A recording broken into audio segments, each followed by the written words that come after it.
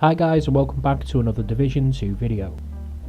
In my last video we discussed potential Dark Zone expansions and what place of interests were in them. We ran into baseball fields, football grounds, museums, hospitals and even zoos. So this got me thinking of what places of interest are actually on the map in general. What could potentially be a landmark, mission objective or even a safe house in the DZ. But more importantly, just to take advantage of the overall visual aspects and realism of the game.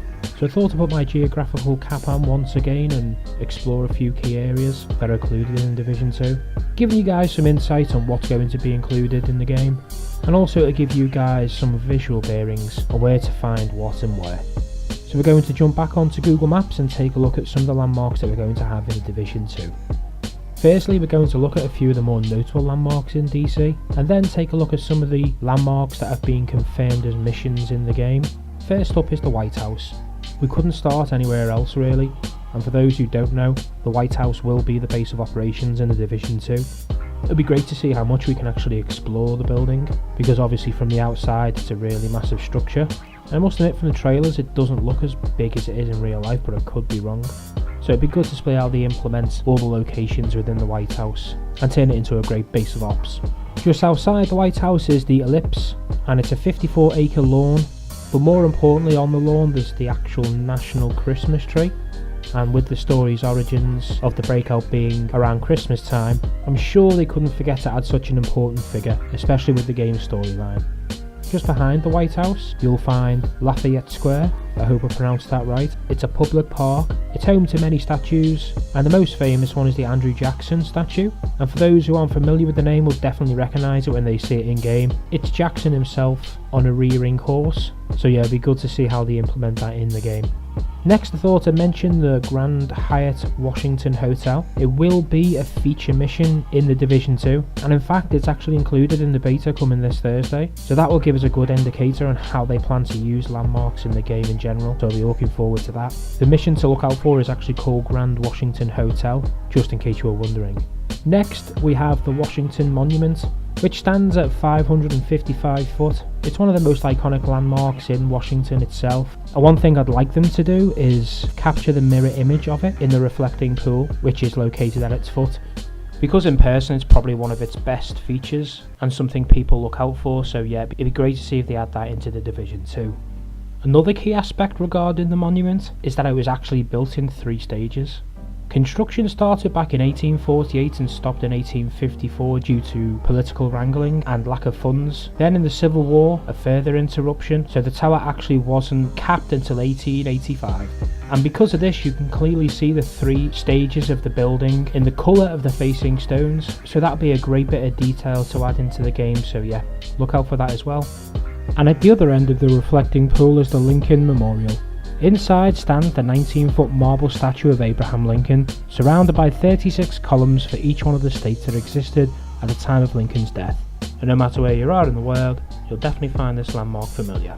Next up is the National Air and Space Museum. It's one of the world's most popular museums, and it's home to the first plane to fly solo across the Atlantic. Inside you'll find a planetarium, theatre and a public observatory, and looking on the map it's a decent sized building, so hopefully it's home to a mission or maybe even a raid. In the main trailer as well, it's worth noting, there is a scene where a rocket ship suspended in the air snaps away and falls to the ground, so this is a good indication the museum may feature in the game. There are a lot of other museums in Washington of great stature worth noting, especially in this general area, but to be honest I wouldn't have time to cover them all in detail in this video, so here's a little rundown of maybe the more notable ones. So we've got the National Museum of African American History, the National Museum of American History, the National Museum of Natural History, the National Gallery of Art, and just above that the museum. You get the idea though, there's plenty of museums situated around DZ, so it'd be good to see how accessible they all are. There are also a lot of memorial landmarks scattered through Washington, too many to mention, but it will be intriguing to see how they incorporate them into the game as well.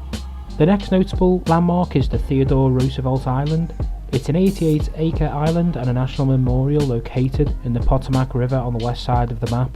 Now we don't know too much about what's happening over there, but we do know it's included in the game and it is going to have an important role. Whether it's part of a main story mission or a potential raid location perhaps is unknown, but I suppose it's a case of watch this space. And next up is the United States Capitol building. It wouldn't be right if we didn't mention this, as it's obviously plastered through all the trailers and the artwork. It's probably one of the most iconic buildings in Washington after the White House. And it's home to the US Senate and the House of Representation. And to be honest, I think it's going to be maybe like an endgame mission like General Assembly, because I'm sure Massive have something planned, and it'd be kind of stupid not to include it after being in all the trailers. So yeah, I think I can go out on a limb and say that the Capitol building will play a pivotal part in the Division 2. Okay, so next up I wanted to take a look at some of the landmarks that are going to appear in the side missions in the beta.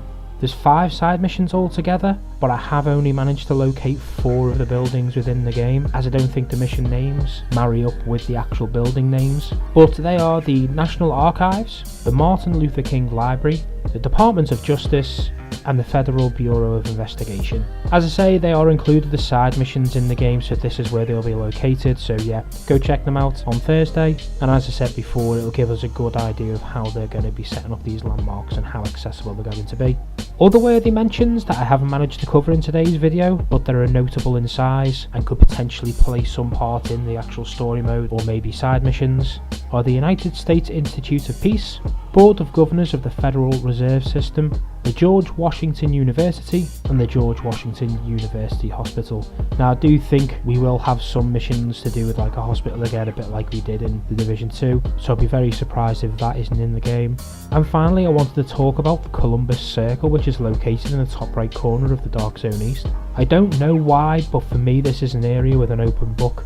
It's in front of Union Station, which isn't actually included on the Division 2 map, but it's such a popular landmark that it'd be crazy if they didn't include it in some points. Like, why have they included the Columbus Circle, which is obviously the outside of Union Station, but then not included it? For me, I'm thinking along the lines of that area may be expanded, and it just screams out like an incursion location or a raid perhaps, but then that would mean that it'd be in the Dark Zone, so maybe I've just been studying this map for too long and I've been looking at it for too many hours, but there was just something that seemed quite out of place of including that in the Dark Zone, or it could just be as simple as it's a safe house when you're in the Dark Zone.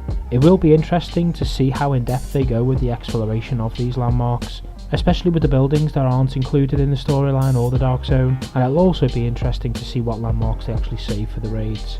Well, that's it for today guys. I can't wait till Thursday myself, and I hope this has brought you some value. I know I'm excited to explore these landmarks in game, and I hope you are too.